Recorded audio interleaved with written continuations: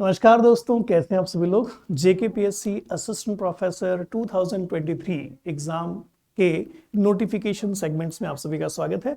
हम यहाँ पर बात कर रहे हैं नोटिफिकेशन के अंदर प्रेजेंट हर एक छोटी छोटी डिटेल के ऊपर। आज इस वीडियो के अंदर हम बात करेंगे एप्लीकेशन प्रोसेस के दौरान कौन कौन से ऐसे डॉक्यूमेंट्स हैं जो बहुत ज़रूरी हैं, आपको पहले से तैयारी कर लेनी चाहिए। आपके पास ये सारे डॉक्यूमेंट्स स्कैन फॉर्मेट में होने चाहिए। और आइए देखें कि वो कौन कौन से डॉक्यूमेंट्स हैं जिनकी तैयारी आपके पास होनी चाहिए अगर आप इस एग्जाम का आवेदन कर रहे हैं तो। सो डॉक्यूमेंट टू बी अपलोडेड, जो जो डॉक्यूमेंट्स आप सभी को अपलोड करने हैं उसमें सबसे पहले जो मैंडेटरी डॉक्यूमेंट्स हैं वो कौन कौन से हैं। Date of birth certificate.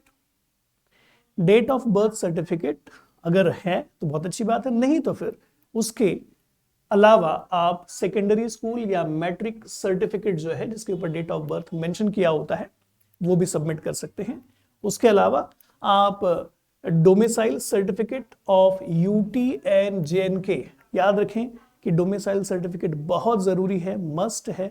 अगर ये डोमिसाइल सर्टिफिकेट आपके पास नहीं है यूटी एंड जेके का तो आप इस आवेदन को नहीं कर पाएंगे। ठीक है, तो मैंडेटरी डॉक्यूमेंट्स में ये जो डॉक्यूमेंट है ये one of the most important है। वैसे सारे इंपॉर्टेंट है, लेकिन जो लोग सोच रहे हैं कि हम आउटसाइडर्स हैं, हम जेके से बिलोंग नहीं करते, हम आसपास के जो रीजन से वहां से बिलोंग नहीं करते और हम अप्लाई कर सकते हैं, तो ध्यान रखिए ये डोमिसाइल सर्टिफिकेट बहुत जरूरी है, इसके बिना आप आवेदन नहीं कर पाएंगे।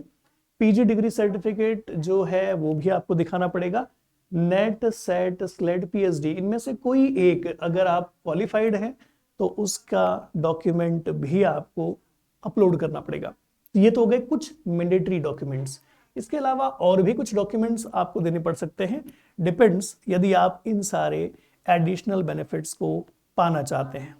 सो documents mandatory if claiming benefits, यदि आप कुछ बेनिफिट्स को क्लेम करना चाहते हैं अंडर दैट पर्टिकुलर कैटेगरी तो आपके पास वो सारे सर्टिफिकेट्स भी होने चाहिए। फॉर एग्जाम्पल आपने एज अ कैटेगरी स्टूडेंट है ना, SC ST OBC EWS apply किया है तो वो कास्ट रिलेटेड सर्टिफिकेट भी आपको चाहिए, कैटेगरी रिलेटेड सर्टिफिकेट भी आपके पास चाहिए।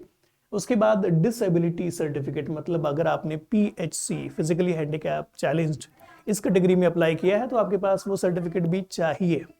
And then in service certificate signed by HOD, अगर आप किसी प्रकार के सर्विस में, फॉर एग्जाम्पल आप कहीं पर जॉब कर रहे हैं, ऑलरेडी आप एक सेटल्ड असिस्टेंट प्रोफेसर हैं तो NOC कहा जाता है उसे, वो सर्टिफिकेट भी चाहिए HOD द्वारा साइंड।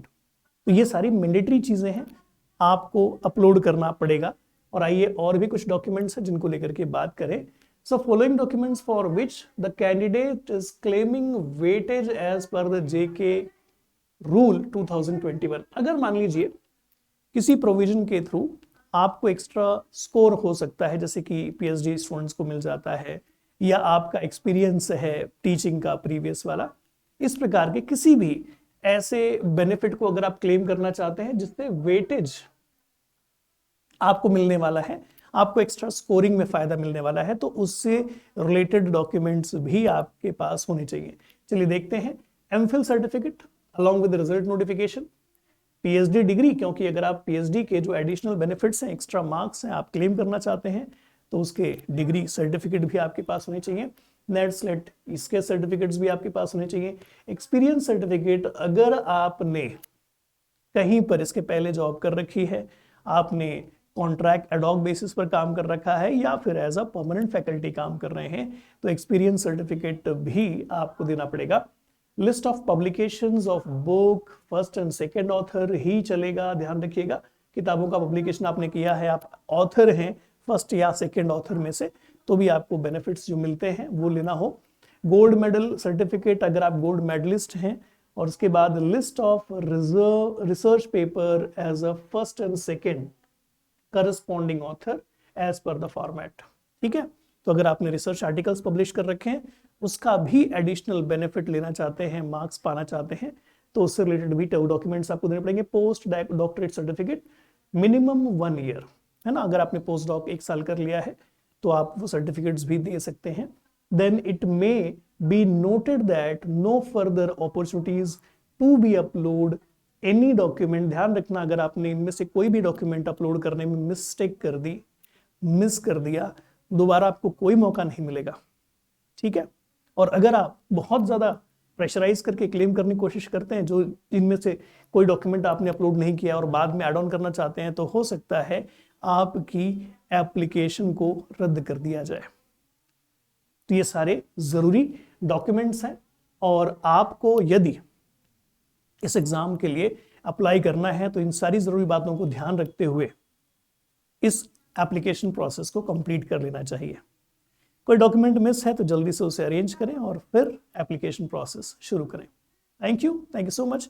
आशा करते हैं कि इस वीडियो और इस वीडियो की जानकारी आप सभी के काम की होगी। यदि काम की है तो लाइक ज़रूर करिएगा, चैनल पर नए हैं तो सब्सक्राइब करके बेल आइकन प्रेस करके रखिएगा, ताकि ऐसे और नए वीडियोस अगर आपके लिए जो हम बना रहे हैं जैसे ही अपलोड हो आपको तुरंत नोटिफिकेशन पहुंच जाए।